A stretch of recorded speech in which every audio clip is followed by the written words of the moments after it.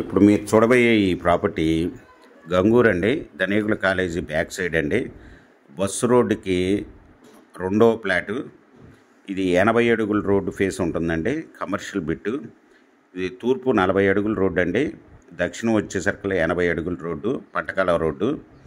ఇది బస్సు రోడ్డుకి రెండో ఫ్లాట్ అండి. ఇది రెడీ టు కన్స్ట్రక్షను.